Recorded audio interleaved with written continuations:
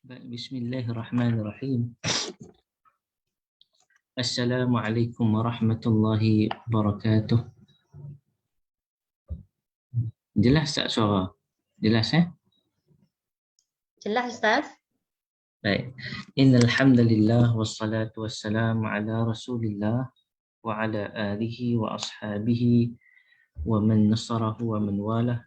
Subhanak la ilma lana illa ma 'allamtana innaka antal alimul hakim. ولا حول ولا قوة إلا بالله العلي العظيم. أشهد أن لا إله إلا الله وحده لا شريك له وأشهد أن سيدنا محمدا عبده ورسوله وصفيه وخليله بلغ الرسالة وأدى الأمانة ونصح الأمة وتركنا على محجة البيضاء ليلها كنهارها لا يزيغ عنها إلا هالك. اللهم اجعل القرآن ربيع قلوبنا ونور صدورنا وذهاب همومنا وجلاء أحزاننا. اللهم علمنا منه ما جهلنا وذكرنا منه ما نسينا وارزقنا تلاوته آناء الليل وآناء النهار. اللهم اجعل القرآن حجة وشفاعة لنا يوم القيامة. آمين يا رب العالمين. Baik, ibu-ibu, ayah-ayah, kakak-kakak yang dirahmati Allah Subhanahu wa taala sekalian, alhamdulillah, semua alhamdulillah, Allah memberikan kesempatan kepada kita untuk kita sama-sama insya-Allah melihat ayat-ayat Allah Subhanahu wa taala. Dan hari ini kita masuk kepada tajuk yang seterusnya, iaitu kalau ikutkan poster, keluarga Fir'aun yang beriman kepada Allah Subhanahu wa taala. Kalau ikutkan ibrah kisah keluarga Fir'aun yang beriman kepada Allah Subhanahu wa taala. Walaupun ia adalah terpencil, tetapi ia disebut oleh Allah Subhanahu wa taala di dalam Al-Quran. Kalau ikutkan kisah mukmin ali Fir'aun, mukmin ali Fir'aun, iaitu kisah seorang yang beriman. Dia tak cerita ramai, dia cerita seorang. Maksud dia dalam kisah Nabi Musa alaihissalam berhadapan dengan seorang pemimpin yang very powerful pada setiap genap sudut yang ada pada dia. Apa yang dia tak ada? Kuasa dia ada. Apa yang dia tak ada? Ahli sihir dia ada. Perbendaharaan dia ada.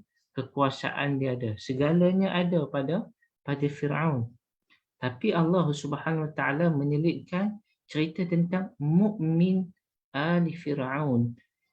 Kisah seorang yang beriman daripada ali. Ali ni maksud dia ahli, iaitu keluarga, orang yang rapat dengan Firaun. Baik. Tuan-tuan muslimin muslimat yang dirahmati Allah Subhanahu wa taala, maka kisah ini ada di dalam surah Ghafir. Ada di dalam surah Ghafir, surah Makkiyah yang menceritakan tentang dia adalah cerita yang terpencil pada keluarga ataupun pada Firaun. Bermula pada ayat 23 sampai ayat 46. Banyak tak? Banyak. Lebih kurang 44 ayat. 44 ayat yang menceritakan tentang bagaimana adanya peranan seorang yang beriman kepada Allah di kalangan ahli keluarga Firaun. Baik. Ibu-ibu, ayah-ayah yang dirahmati Allah Subhanahu wa taala sekalian, kalau kita melihat siapakah ahli keluarga Firaun ni, siapakah beliau? Kalau kita tengok para ahli sejarah, iaitu sejarawan dan para ahli tafsir berbeza pandangan pada menentukan siapa sebenarnya individu yang beriman kepada Allah ni, mukmin ali Firaun yang disebut di dalam Al-Quran. Bila saya kata mukmin ali Firaun dalam Al-Quran ni, disebutkan dengan jelas pada ayat yang ke-28. Disebut dengan jelas pada ayat yang ke-28 dalam surah Ghafir, surah yang ke-40. Dekat sini. وقال رجل مؤمن من آل فرعون, dan berkatalah seorang lelaki yang beriman di kalangan ahli keluarga Firaun. Pada ayat tersebutlah diambil perkataan mukmin ahli Firaun. Bukan kita nak buat tajuk sedap-sedap, ikut suka tak, sebab kita ambil daripada Al-Quran. Maka Al-Quran memilih perkataan yang paling tepat untuk menceritakan kepada kita. Maka kita faham bukan ikut kita. Kita kena faham ikut Al-Quran. Macam mana Al-Quran sampaikan kepada kita metod yang terbaik, maka kita ikut Al-Quran Karim. Baik. Tuan-tuan yang dirahmati Allah Subhanahu Wa Taala sekalian, kalau kita melihat bila kata mukmin ahli Fir'aun ni, seorang yang beriman di kalangan ahli keluarga Fir'aun ni, siapakah yang dimaksudkan? Ahli sejarawan, ahli tafsir berbeza pandangan pada menentukan siapakah individu yang beriman, nama dia, ahli keluarga terdekat Fir'aun yang bagaimana. Maka ada yang menyatakan, pandangan yang menyatakan di kalangan ahli tafsir, sebahagiannya menyatakan dia adalah sepupu Fir'aun. Maksud dia rapat betul. Ibnu Ammi Fir'aun, maksud dia anak kepada bapa, saudara belah bapa dia. Sepupu dia. Maksud dia sepupu Fir'aun. Yang mana dia ni menyembunyikan keislaman dia. Kenapa? Kerana dia takut diapa-apakan oleh Fir'aun. Sekiranya dia menzahirkan akan keimanan kepada Allah Subhanahu Wa Taala.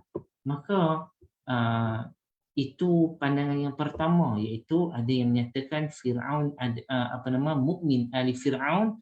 Pandangan yang pertama menyatakan apa? Dia adalah sepupu Firaun. Maksud dia rapat sungguh, sepupu Firaun ni. Begitu juga dengan nama.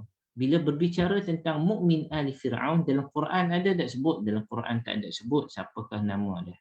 Kemudian para ahli tafsir, kita tidak bincang daripada mana mereka mengambil sumber. Cuma kita ceritakan dulu.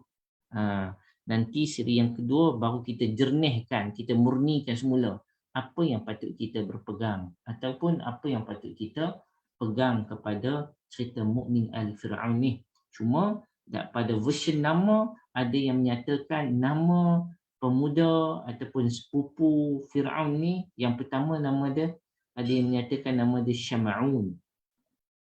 Syam'un. Ada yang menyatakan nama dia Khair. Khair ni maksud dia baik lah. Ada yang menyatakan nama dia Habrak. Ada juga pandangan yang menyatakan nama dia Syam'an. Tadi Syam'un. Syam'an. Ada yang menyatakan nama dia ialah Hazfil. Bukan Harah, Hazfil. Baik, tuan-tuan sekalian, nanti saya akan berikan nota kepada tuan-tuan sekalian. Saya dah berikan kepada Ustaz Yusof, nanti akan di-share dalam grup Telegram berkaitan dengan apa yang saya sampaikan malam ini. Maksud dia, pandangan yang pertama ialah apa? Pandangan yang pertama menyatakan kemungkinan besar ahli Firaun ini ialah siapa? Ialah sepupu Firaun. Dan nama dia pun macam-macam yang sampai kepada kita. Ada yang kata mukmin ahli Firaun ni sepupu dia ni, nama dia Syam'un. Ada yang kata nama dia Khair. Ada yang menyatakan nama dia Habrak. Ada yang menyatakan nama dia Syam'an. Ada yang menyatakan nama dia Hirfil. Hirfil. So, ini adalah nama-nama yang tidak disebut dalam Al-Quran dan tidak disebut di dalam hadis Nabi SAW. Cuma didatangkan oleh para ulama tentang nama dia. Cuma dalam satu kitab, selain pada yang kita baca Qasus Sabiqin ni, kita baca kitab Qasasul Anbiya karangan Ats-Tsa'labi, juga dinamakan dengan nama Araisul Majalis. Arais al-Majalis menceritakan tentang bahawa ini pandangan yang kedua dia ni bukan sepupu. Pandangan yang kedua menyatakan dia ni orang rapat kepada Firaun. Bermaksud ahli kat situ bukan ahli keluarga, tetapi ahli kat situ ialah sahabat rapat dia. Kalau orang utara kata rapid mereka ni. Rapid dia ni dengan Firaun. Dan orang yang rapid dengan Firaun ni, dia ni pekerja dia adalah adalah najjar ataupun najir. Maksud dia adalah tukang kayu. Maksud dia orang yang duk ukir kayu tu. Yang mana ini pandangan yang kedua, yang menyatakan dia orang rapat Firaun tapi bukan di kalangan ahli keluarga Firaun, tetapi menyatakan dia adalah orang yang paling rapat dengan Firaun tetapi dia tukang kayu. Yang mana menariknya As-Sa'labi menyatakan bahawa oleh kerana dia rapat dengan Firaun, oleh kerana pada masa yang sama, ini siapa yang berpegang pada pandangan yang kedua, oleh kerana pada masa yang sama dia ni seorang tukang kayu yang pandai ukir, dia sebenarnya adalah individu yang bertanggungjawab untuk mencipta tabut. Tuan-tuan sekalian masih ingat tak cerita tabut? Apabila kita cerita tentang ibu Nabi Musa alaihi salam, Allah Subhanahu wa taala memberikan arahan, wa auhayna ila ummi Musa an iqdhifihi fit tabut. Iqdhifihi fit tabut. Allah bagi arahan kepada emak Nabi Musa, iqdhifihi fit tabut. Kamu lemparkan Musa ni, letakkan dia dalam sebuah tabut. Rupa-rupanya nak digabungkan cerita yang daripada mana ibu Nabi Musa dapat kotak tabut yang dijadikan daripada khasyab, yang dijadikan, kata Abu Bakar Jazairi, begitu juga dengan kata pemilik Ruhul Ma'ani iaitu Al-Imam Al-Alusi rahimahullah. Dia kata apa? Tabut ni diperbuat daripada kayu. Rupanya kayu yang tabut ni dicipta oleh siapa? Oleh tukang kayu ni. Oleh tukang kayu yang rapat dengan Firaun ni. Maka dia ni yang rapat dengan Firaun dah tahu dah perancangan Firaun ni nak buat apa. Maka dia datang kepada ibu Nabi Musa alaihissalam, dah cipta dah satu tabut. Tunggu apa? Tunggu Allah Subhanahu taala memerintahkan je kepada ibu Nabi Musa ni untuk tak tabut dalam sungai Nil. Maka pandangan yang kedua ni kita nampak ada rasional juga. Sehingga kan baru nampak peranan mukmin ali Firaun ni, lelaki yang rapat dengan Firaun ni, membantu secara tidak langsung, secara orang kata secara sulit, membantu Nabi Musa alaihi salam akhirnya dapat hidup pada ketika mana Firaun telah mengeluarkan satu perkeliling yang sangat zalim, bunuh semua anak-anak Bani Israel. Yang terselamatnya Musa alaihi salam. Macam mana?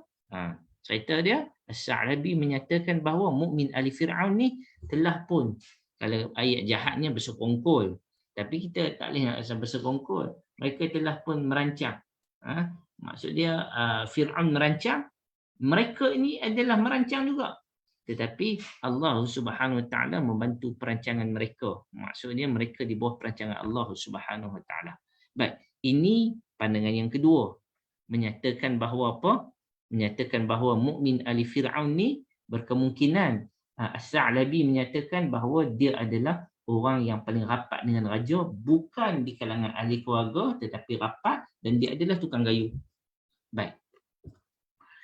Yang ketiga, pandangan yang ketiga menyatakan mukmin ali Firaun ni siapa? Ialah menyatakan bahawa mukmin ali Firaun ni adalah seorang penyimpan harta Firaun. Yang mana penyimpan harta Firaun ni, yang ni juga diceritakan oleh As-Sa'labi, telah bekerja dengan Firaun selama 100 tahun. Maksud dia ni pegang harta Firaun lama dah, 100 tahun. Maksud dia apa dia? Dia seorang yang sangat dipercayai oleh Firaun. Dia seorang yang sangat dipercayai oleh Firaun. Masakan tidak, Firaun bagi dia pegang kunci perbendaharaan. Semua harta-harta Firaun ni dia pegang dan dia simpan. Berapa ratus tahun? 100 tahun dia simpan harta Firaun. Firaun sangat percaya kepada dia. Yang mana dia ni walaupun dia beriman, tapi macam-macam sebelum ni dia tidak tunjukkan sesekali keislamannya. Sehinggalah dikatakan Nabi Musa alaihi salam akhirnya Nabi Musa mengalahkan ahli sihir.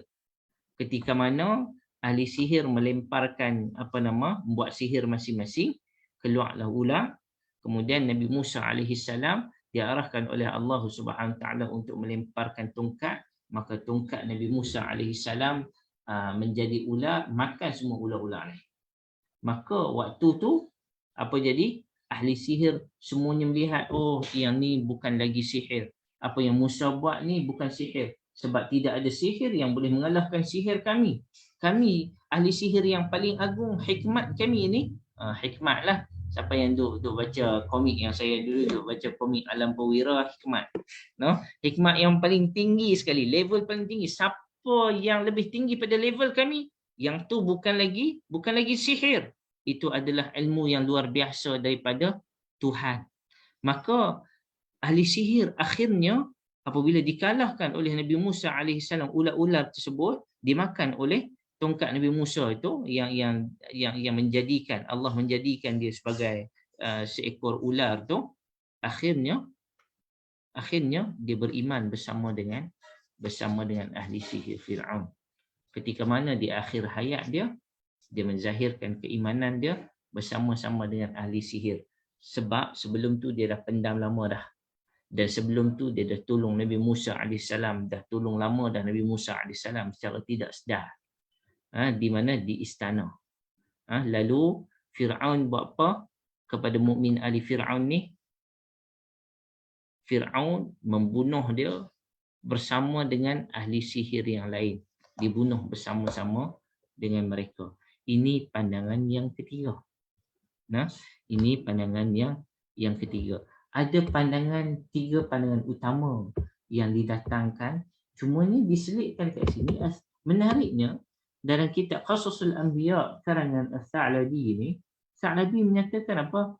Dan dan mukmin ahli Fir'aun ni, dia pula ada hubungan kaitan dengan tukang sikat rambut anak Fir'aun. Kita tahu tukang sikat rambut anak Fir'aun dalam bahasa Arab kita panggil masyitah. Maka masyit bermaksud apa? Masyit ni maksud dia tukang gunting dan dia adalah lelaki. Kalau masyitah dia tukang gunting, tukang sikat rambut. Sebab itu masyat ni maksud dia sikat. Masyid tukang sikat. Masyid tukang sikat lelaki. Masyitah tukang sikat yang dia tu perempuan. Dan masyitah ni dia buat apa? Dia ni tukang sikat anak perempuan Fir'aun. Ibnatu Fir'aun. Rupa-rupanya As-Sa'labi menyatakan kepada kita bahawa lelaki yang beriman ni, mukmin ahli Fir'aun ni bukan setakat seorang dia saja yang beriman.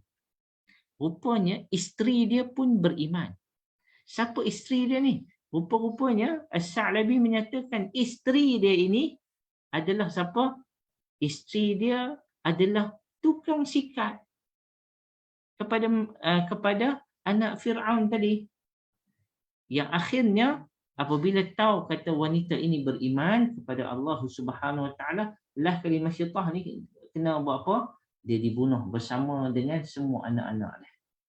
Maka apa yang kita boleh tahu, kesimpulan mudah dia, mukmin ahli Fir'aun, seorang lelaki yang beriman kepada Allah tu telah dibunuh bersama-sama dengan ahli sihir, dan isteri dia juga yang beriman juga dibunuh bersama dengan anak-anak dia. Baik. Ini kata As-Sa'labi. Cumanya kita katakan, tuan-tuan yang dirahmati Allah Subhanahu Wa Taala sekalian. Jelas tak suara saya? Jelas? Jelas Ustaz? Okey. Jelas. Itu adalah pandangan As-Sa'labi dan tidak didatangkan tidak didatangkan dalil yang jelas, bukti yang jelas kepada kita dia orang ni kerja buat apa, sebagaimana tak ada terang daripada hadis Nabi SAW, hanya ambil daripada sumber-sumber kata sekian-sekian, kata As-Sa'labi pun tidak menyatakan ambil sumber daripada mana, maka kita terpaksa tawakuf dulu. Tawakuf ni apa dia?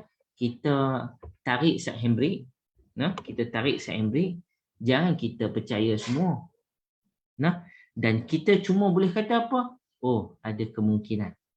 Kita boleh katakan sedemikian rupa ada kemungkinan.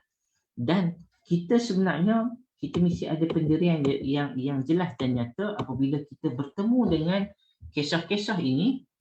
Kita kadang-kadang seronok apabila kita dengar kisah ni, oh rupanya baru kita tahu, oh kisah ni rupanya yang orang yang hampir mukmin al-Fir'aun ni, oh rupanya ni tukang kayu. Kita tak tahu. Tapi adakah Nabi SAW cerita? Nabi SAW tak cerita kepada kita siapakah dia ni. Cuma apa yang Quran terang kepada kita, terang jelas sangat nyata dalam Quran bahawa di sana Allah nak turunkan kepada kita wahyu ni.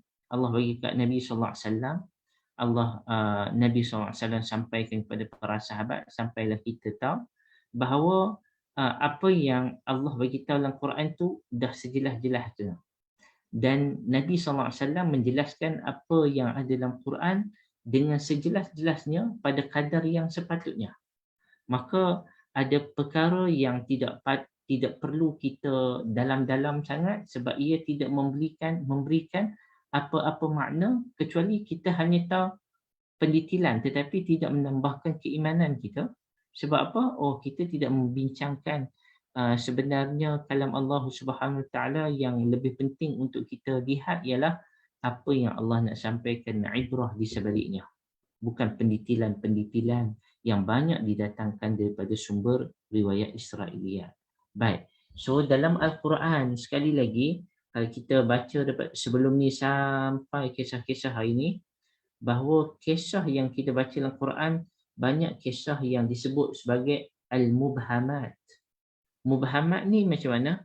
Mubhamat adalah perkara yang tidak jelas, yang Quran tak jelas pun dalam Quran. Yang Quran tak jelaskan di dalam Quran ini, ada yang Nabi jelaskan dan ada yang Nabi tak jelaskan. Dan banyak yang Nabi tak jelaskan. Baik, perkara sekali lagi perkara mubhamat dalam Al-Quran. Mubhamat ni benda yang tidak jelas. Contoh, kita tak perlu pergi, kita tak sentuh lagi tentang mukmin al-Fir'aun, saya nak bagi nampak. Contoh, di antara perkara mubhamat dalam Quran, kita baca huruf muqatta'ah. Kita baca apa? Alif lam mim. Baik, siapa yang tahu makna? Wallahu a'lam. Allahu a'lam wa rasuluhu a'lam. Allah lebih mengetahui, Nabi lebih mengetahui. Tapi Nabi beritahu tak kita? Nabi tak beritahu kita. Kalau Nabi tahu, dia beritahu. Maka Nabi sendiri pun tidak memberitahu kepada kita dan Nabi pun tak tahu apa maksud alif lam mim. Tetapi para ulama yang terkemudian datang dan melihat kepada ayat-ayat tersebut, mereka memberikan tafsiran alif tu apa, lam tu apa, mim tu apa, yang mana selepas pada tu para ulama lain juga menolak pandangan-pandangan tersebut sebab kita telah mengambil ruang yang tidak sepatutnya. Sebab apa? Sebab kita tahu siapa yang mentafsirkan Al-Quran, yang mentafsirkan Al-Quran tak ada orang lain, iaitu Nabi SAW. Apabila Nabi sendiri tarik handbrake, tidak menjelaskan kepada kita, maksud dia kita tidak perlu pada penjelasan yang lebih detail daripada Nabi SAW. Sebab apa? Adalah sebab-sebabnya. Yang pertama, kita mesti pegang apa yang Nabi bagi tahu kat kita, itu kadar yang paling bagus. Baik, dan cukuplah Al-Quran dan hadis Nabi bagi tahu kepada kita hal yang terbaik di dalam ataupun yang berkaitan dengan Al-Quran. Maka apabila kita melihat kepada sumber, kita perlu imani bahawa sumber yang kita perlu beriman dengannya yang pertama adalah Al-Quran itu sendiri. Al-Quran tak sebut pun nama, kalau ikutkan yang kita dah baca kisah sebelum ni, mubhamat. Quran tak sebut pun nama siapakah Malikatus Sabah. Kan? Malikatus Sabah, pemerintah Sabah dekat Yaman yang kita baca itu. Tapi sampai kepada kita, apa dia? Balqis. Bila sebut Imra'atul Aziz, isteri kepada Al-Aziz, sampai kepada kita siapa? Zulaikha. Tapi penting tak nama-nama tu? Nama tu tak penting. Sebab yang penting karakter dan watak yang dibawa. Sebab nama tu boleh jadi siapa saja. Tetapi karakter tu akan tetap ada di sepanjang zaman. Sebab itu penting untuk kita melihat ibrah. Bukan kita melihat kepada musammayat, kita melihat kepada nama-nama. Maka perkara mubhamat ini yang paling bagus ialah dikekalkan bentuk dia seperti mana Allah Subhanahu Wa Taala datangkan kepada kita. Nah, kalau kita rujuk kepada Al-Quran, tak ada pun penerangan tentang nama, tak ada pun penerangan tentang pendetilan. Kan saya baca tadi Syama'un, Syami'un, Khair, Habrak, nama yang last sekali, Hizfil. Nama-nama tu ada tak pendetilan daripada Nabi SAW? Tak ada. Dan para sahabat sebagai contoh, ada tak sebut nama-nama tersebut? Apa yang saya sebut nama-nama tadi, para sahabat tak ada seorang pun yang datang mendalamkan ataupun memberikan pendetilan terhadap nama-nama tersebut. Sebab para sahabat seperti mana Nabi SAW cukup bagi mereka menjelaskan apa yang dijelaskan oleh Al-Quranul Karim. Maka pendekatan yang paling murni yang boleh kita pegang sebagaimana dinasti para sahabat sebagai dinasti yang terbaik, macam tu kita pegang. Maka ia sebenarnya akan membantu kita untuk memahami Al-Quran seperti mana para sahabat, para tabi'in mendalami dan memahami makna-makna Al-Quran itu sendiri. Maka daripada kita duk sibuk diri kita untuk pergi mencari sumber-sumber yang tak pasti akan kebenaran apa yang disampaikan pada sesuatu apa yang tak clear tentang Al-Quran. Quran tu clear dah. Cuma ada benda yang mubhamat yang kita katakan tadi yang Allah sengaja ibhamkan dia. Allah sengaja menyembunyikan dia. Kita pergi gagah duk pergi cari lagi, tapi kita cari bukan pada sumber yang sepatutnya. Kita cari pada sumber yang luar daripada ilmu kita. Dan bahkan cerita tentang perkara gaib. Baik, bila kita katakan perkara gaib, bila kita katakan perkara gaib, maka contohlah, bila Allah Ta'ala sebut kepada kita cerita tentang Nabi Musa diletakkan dalam tabut, maka kita mengambil pendekatan di kalangan ahli sejarawan mengambil pendekatan bahawa menyatakan bahawa okey, tabut itu dijadikan ataupun tabut itu diperbuat daripada papan ataupun daripada kayu. Okey. So bentuk rasional tak bentuk rasional. Sebab apa? Kalau nak diperjalankan dalam sungai, memanglah kalau kata letak kayu, mestilah dia akan selamat sebab dia takkan tenggelam sebagai contoh.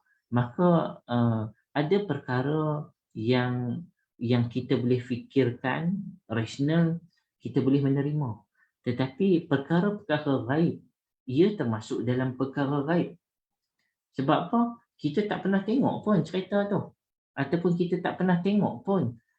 Kita bukan hidup pada zaman Nabi Musa. Sebab tu kita sangat berhati-hati. Seperti mana berhati-hatinya Nabi SAW.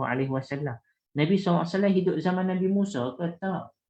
Macam mana Nabi boleh tahu cerita Nabi Musa? Nabi pergi masuk Nabi dia dapat mimpi ke cerita Nabi Musa AS dalam Quran ni tak? Allah Ta'ala cerita kepada Nabi SAW dan Nabi cerita seperti mana yang diberitakan, yang disampaikan kepada Nabi SAW. Maka sebenarnya apa yang dituntut kepada kita? Yang dituntut kepada kita, yang pertama mengambil ibrah dan pengajaran. Sebab dalam ayat-ayat Quran ni ada tema yang pelbagai. Tema dakwahnya, tema keberaniannya, tema semangatnya, tema jihad dan lain-lain, tema ataupun intipati-intipati penting yang boleh kita ambil ibrah pada dia. Sebab itu kita tidak mementingkan cerita benda-benda kecisan. Sama ada dibuat pada kayu ke dibuat pada besi. Tak penting pun. Tak penting pun, tak boleh tambahkan keimanan. Kita tahu diperbuat pada kayu. Maka nanti ada timbul pula diperbuat pada kayu apa? Kayu pokak, kacau. Itulah kali, rupanya dibuat pada kayu pokak. Lepas buat pada dia, kita pun pergi cari kayu pokak, kata, rupanya kayu pokak ni dah yang dijadikan ataupun diambil sumber dia dijadikan tabut sebagai contoh. Maka dia akan, apabila kita melanjutkan benda yang tidak perlu dilanjutkan, dia akan jadi lebih mengarut. Pun begitu, ada perkara yang boleh kita berfikir secara objektif. Sebagai contoh, Al-Imam Ibn Kathir di dalam kitab dia Al-Bidayah wa Nihayah. Baik, saya ada buat sedikit catatan tentang satu kitab yang semua kita well known, semua kita tahu, Qasasul Anbiya. Tajuk kitab tu iaitu kisah-kisah para nabi, yang mana kita ketahui ia adalah buku yang dikarang oleh siapa? Oleh Al-Imam, di antara yang terawal, Al-Imam Ibn Kathir rahimahullah. Al-Imam Ibn Kathir rahimahullah sebenarnya tidak pernah mengarang kitab Qasasul Anbiya. Rupanya Qasasul Anbiya tersebut bukan karangan dia, tetapi ada seorang seorang alim, orang pentahqiq kitab, dia cedok daripada kitab Al-Imam Ibn Kathir yang nama dia Al-Bidayah wa Nihayah, sebuah kitab tafsir yang besar, ada lebih kurang dalam 10 jilid ataupun 12 jilid lah. Saya pun tak ingat.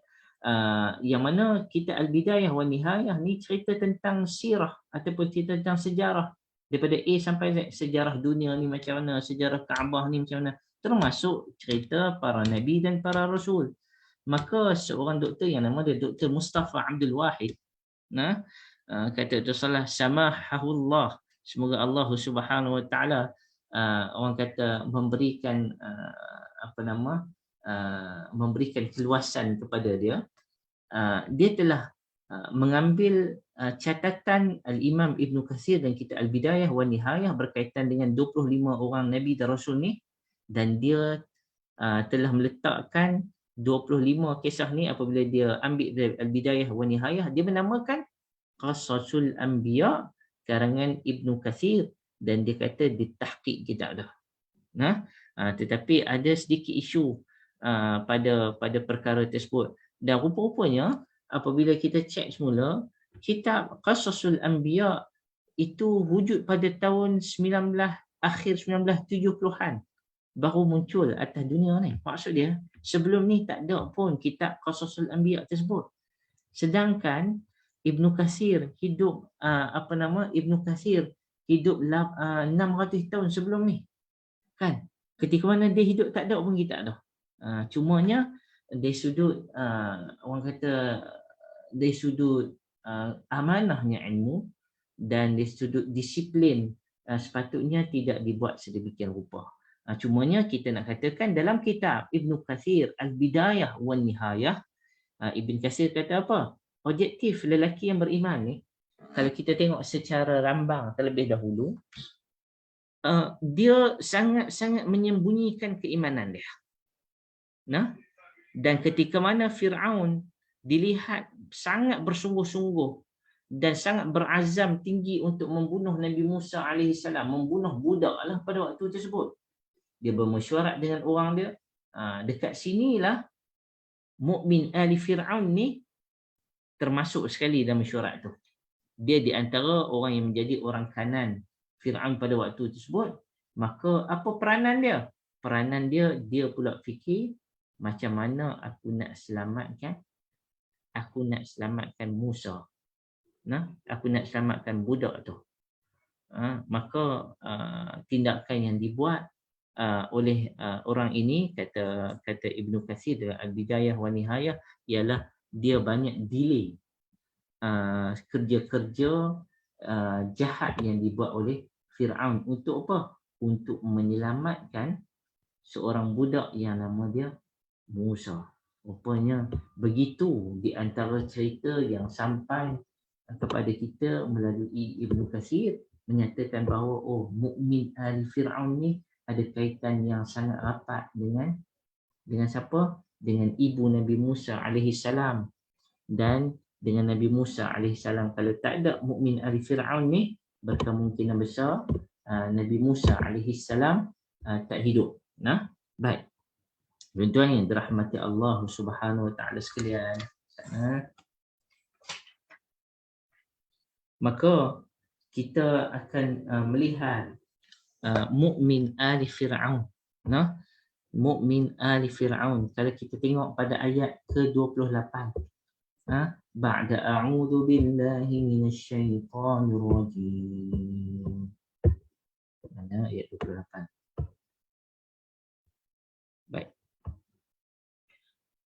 وقال رجل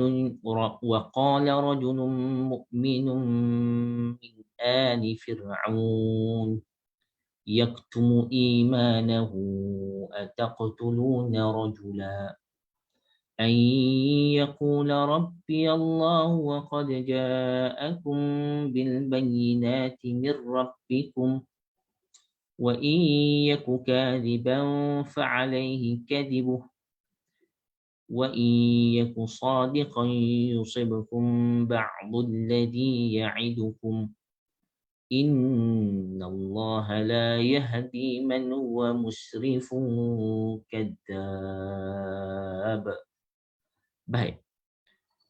Kata Allah Subhanahu wa taala menyebut tentang dia ni di kalangan ahli keluarga Firaun. Maka kali ini kita melihat pada perspektif Dr. Salah Abdul Fattah Al-Khalidi.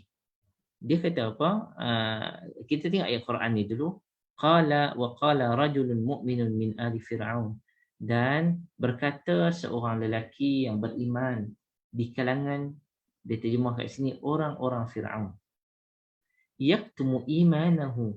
Yang mana seorang lelaki yang di kalangan ahli Fir'aun ni ataupun orang Fir'aun ni, dia menyembunyikan keimanan dia. Dia duduk dengan Fir'aun, semua orang anggap Fir'aun waktu itu adalah Tuhan kecuali dia. Dia beriman kepada Allah ketika mana dalam keadaan yang lain tu semua tidak beriman. Semua anggap Fir'aun adalah Tuhan, sama ada secara paksa ataupun secara sukarela. Baik, ataqtuluna rajulan ay yaqula rabbi Allah.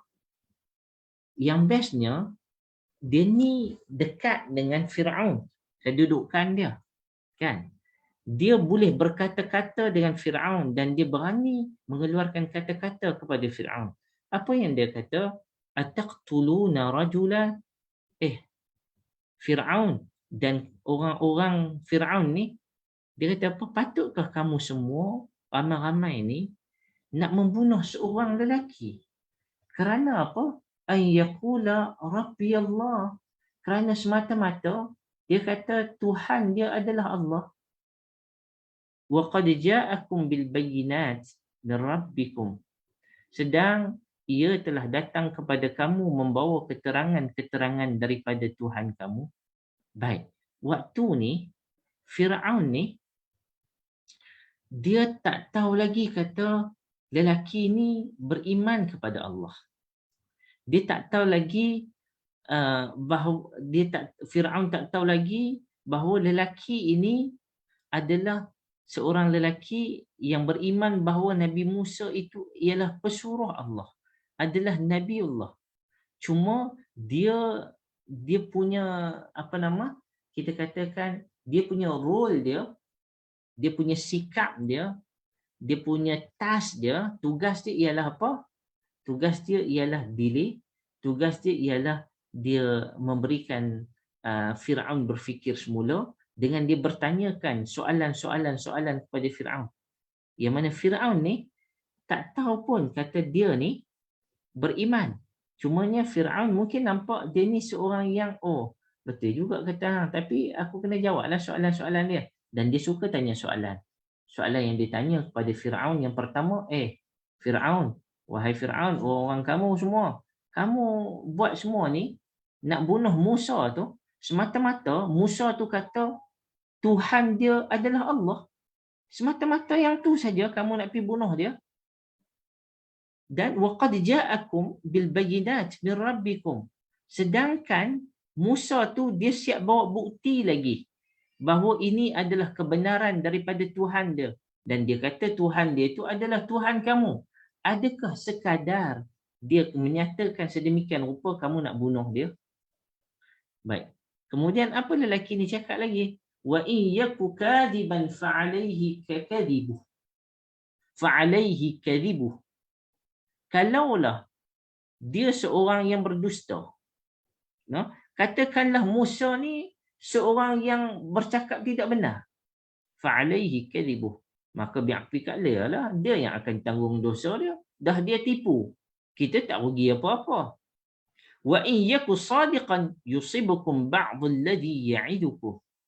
Dan kalau betul lah Musa tu seorang yang benar pada percakapannya dan benar pada apa yang dibawa oleh Musa alaihi salam sebagai seorang nabi, nescaya kamu semua akan ditimpa daripada azab yang dijanjikan kepada kamu.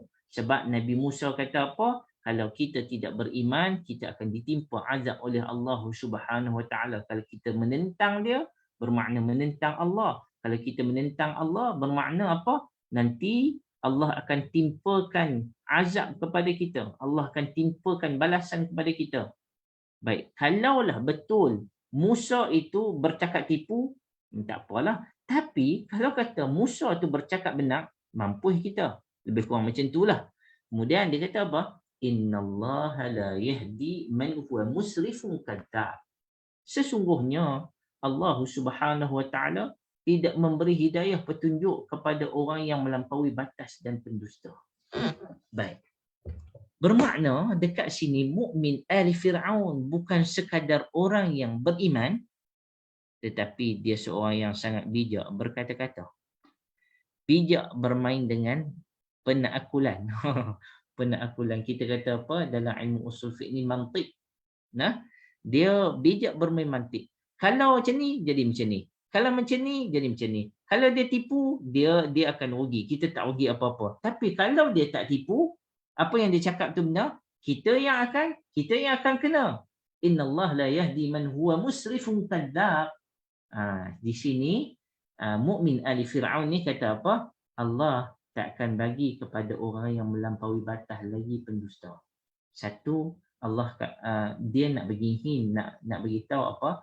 Orang yang melampaui batas ni, kalaulah kita ni buat macam-macam kepada Fir'aun, kepada Musa alaihi salam, pada Musa, maka kita buat terlalu over sangat oleh kerana dia hanya sebut bahawa Tuhan dia adalah Allah. Kita ni lawan sungguh-sungguh kerana dia mengatakan bahawa Tuhan tu bukan Fir'aun, tetapi Tuhan tu adalah Allah. Kita duk pergi lawan dia teruk-teruk. Pasal apa? Kan? Dan kalaulah kata dia pendusta, maka dia tidak akan dapat petunjuk. Kita yang akan dapat petunjuk sekiranya kita berada di jalan yang benar. Baik. Dia bermain dengan akal pada waktu itu, bercakap kepada Fir'aun. Siapa yang cakap ni? Mukmin al-Fir'aun. Nah, baik. Kata Syekh Salah Abdul Fattah Al-Khalidi. Dia kata apa? Yang ni baru masuk apa yang Dr. Salah Abdul Fattah Al-Khalidi bincangkan. Dia kata ahli Fir'aun dekat sini yang jelas pada ayat 28 surah Ghafir ini, surah yang ke-40, menunjukkan kepada kita jelas bahawa lelaki yang beriman ini, kata Syekh Salah, bila Quran kata ahli Fir'aun, bermaksud dia memang ahli keluarga Fir'aun.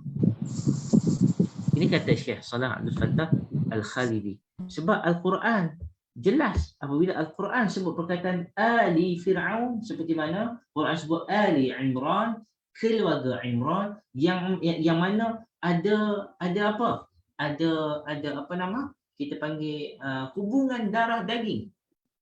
Hubungan darah daging.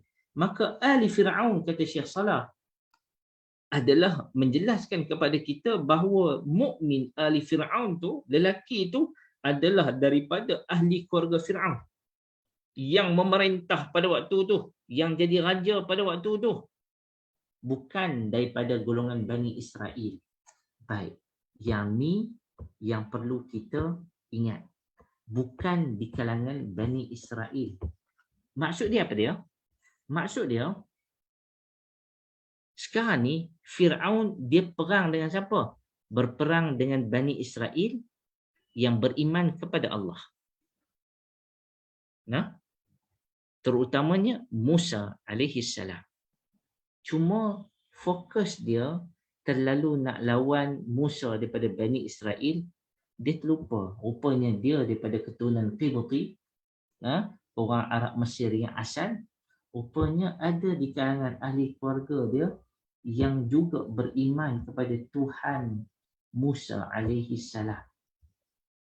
Dan bukan di kalangan Bani Israel, tetapi di kalangan siapa? Di kalangan ahli keluarga dia sendiri. Maka kalau kita tengok lelaki yang beriman ini daripada keluarga terdekat, keluarga terdekat Fir'aun, dan dia bukanlah di kalangan Bani Israel, sebab Bani Israel ialah Bani Israel. Fir'aun bukan Bani Israel. Fir'aun ialah penduduk yang asal, iaitu kita panggil Arab Qibti, orang Qibti. Kalau ikutkan sekarang ni, mereka dalam kategori Afrika lah, Afrika Qibtiyah, iaitu orang Mesir lah. Yang mana berdasarkan kepada wahyu Allah Subhanahu Wa Taala yang kita bacakan tadi, memberikan kita beberapa isyarat bahawa dia ni memang betul-betul keluarga Fir'aun. Dia ni memang betul-betul orang yang berada dalam istana Fir'aun, bukan orang lain tetapi adik-beradik Fir'aun sendiri. Sebab apa? Sebab yang pertama, dia ni, mukmin ahli Fir'aun ni, lelaki ni, dia masih lagi memberikan walak kesetiaan hubungan dia kepada keluarga dia, iaitu kepada keluarga Fir'aun. Kalaulah dia bukan ahli keluarga Fir'aun, mestilah kata Syekh Salah, mestilah dia akan melarikan diri ataupun menjauhkan diri daripada keluarga Fir'aun.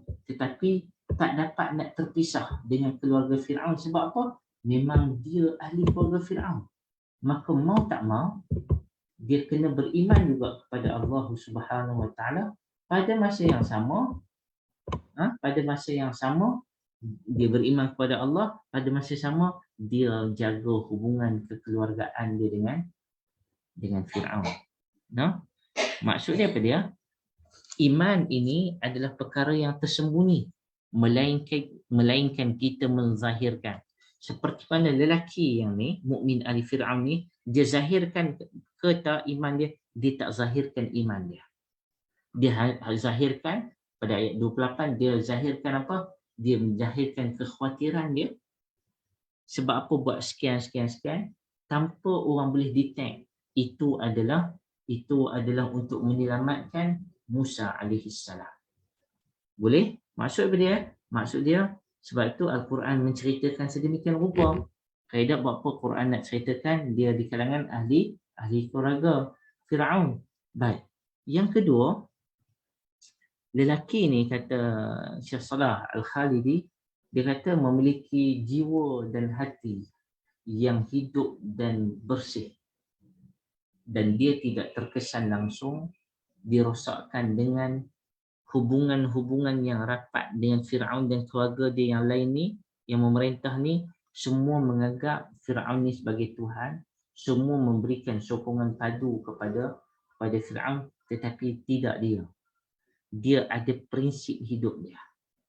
Dia tetap memilih keimanan, tetapi dia konsisten, masih lagi menjaga hubungan dia sesama adik-beradik dia. Nampak tak apa yang dibuat oleh mukmin ahli Fir'aun ni? Baik. Yang ketiga, ini Allah Ta'ala nak ceritakan kepada kita benda ini terjadi. Benda ini terjadi. Musa alaihi salam berada di tengah-tengah Mesir.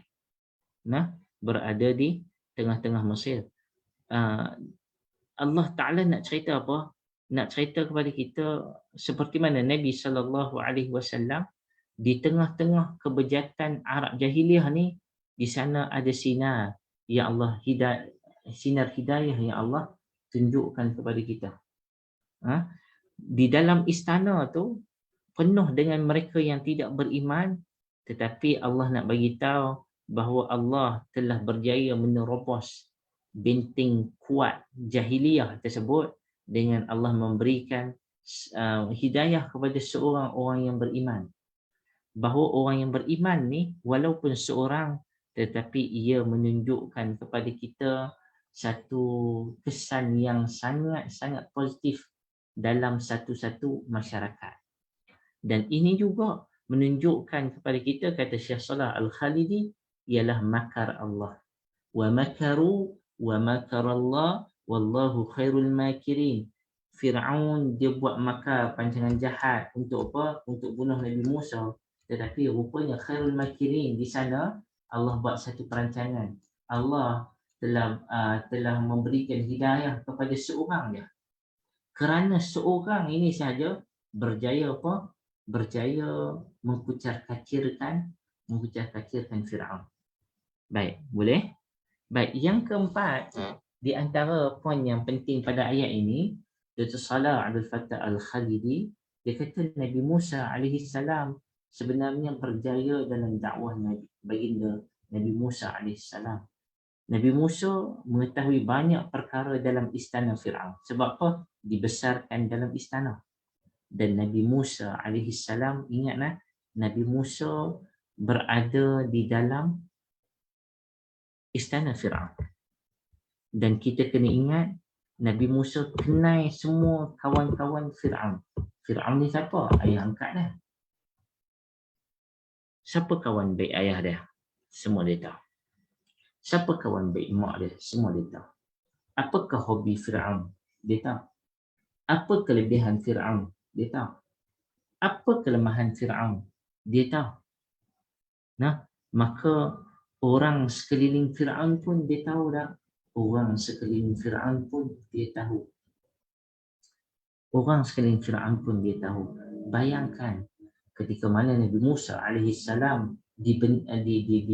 dibesarkan di dalam istana Fir'aun, rupanya Nabi Musa bukan sekadar dibesarkan, tapi Nabi Musa siap berdakwah lagi.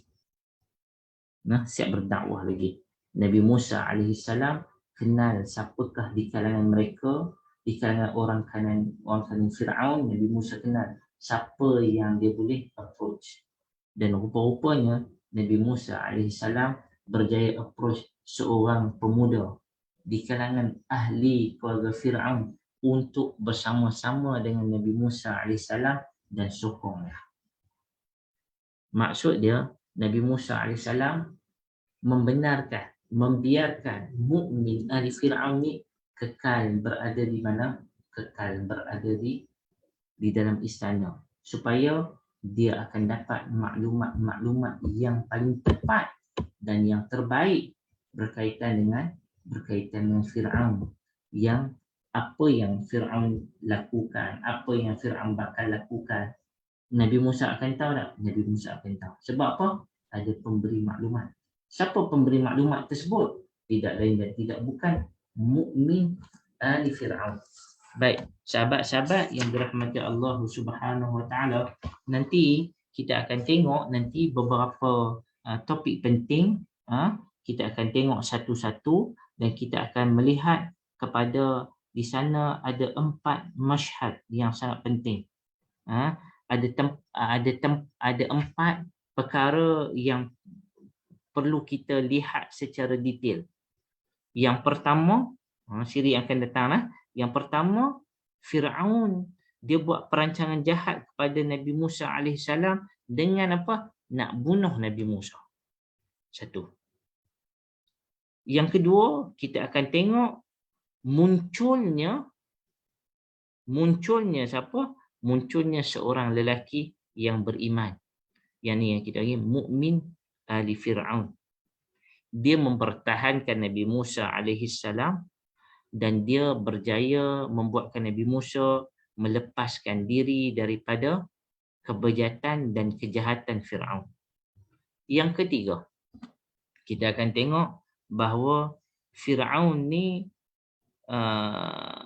dia disibukkan dengan masyarakat dia, dengan orang sekeliling dia, sampai mana dia tidak menerima nasihat-nasihat daripada mukmin ahli Firaun. Dan yang keempat tadi, Firaun dia sibuk dengan orang-orang kebanyakan.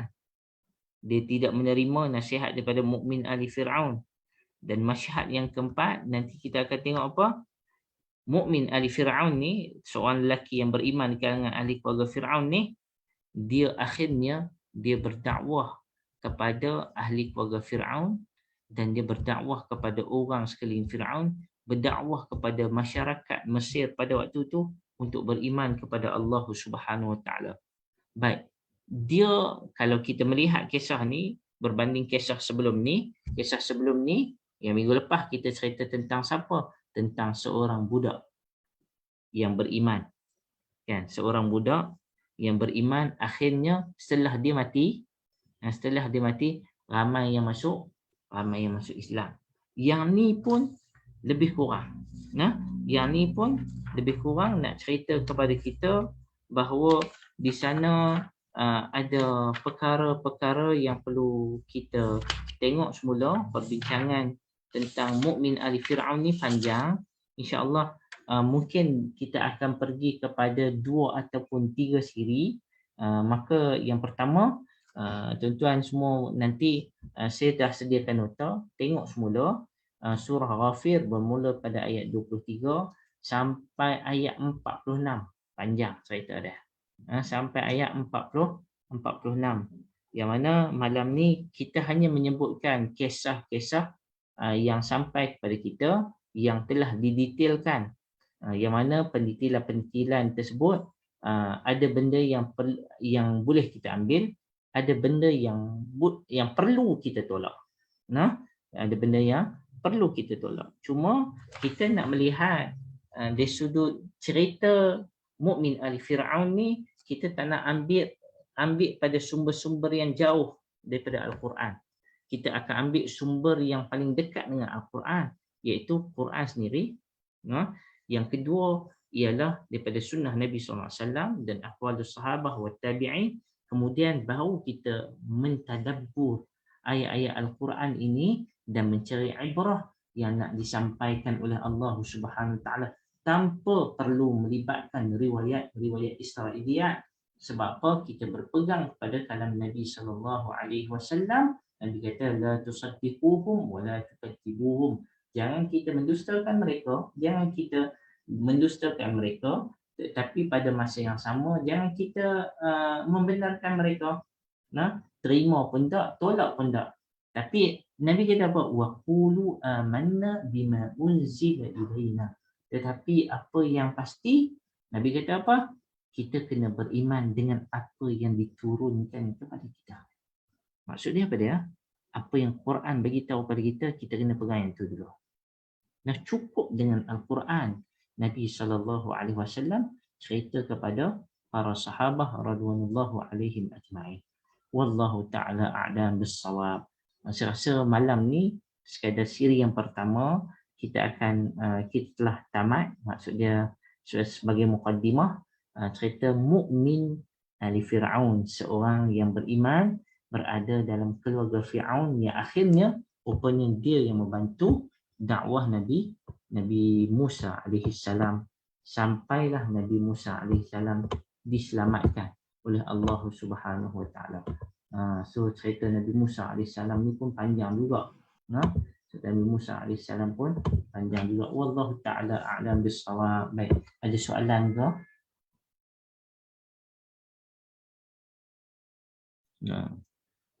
Kita cukup sejam malam ni. Tak apa Kak Liza Apa Ustaz? Ustaz, yang kisah yang salah seorang baby yang boleh bercakap tu dalam keluarga ni jugalah kan? Salah satunya Masyitah lah. Sebab dia dan anak-anak dia. Maksud dia dekat situ bukan sekadar baby dia seorang, maksud dia ada anak-anak yang lain juga selain pada baby. Cuma dekat situ ada karamah yang ditunjukkan bahawa baby itu boleh berkata-kata. Wallahu a'lam. Baik. Terima kasih Kak Liza. Yang lain-lain ada soalan? Tak ada? Kalau tak ada, kita akhiri dengan tasbih kifarah dan suratul Asr. Subhanakallahumma wa bihamdika asyhadu an la ilaha illa ant astaghfiruka wa atubu ilaik wal 'asr. Innal insana fi khusrin illa alladhina amanu wa 'amilus salihat wa tawassaw bil haqq wa tawassaw bis sabr.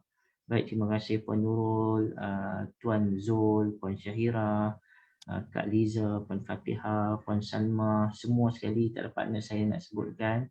Puan Hamid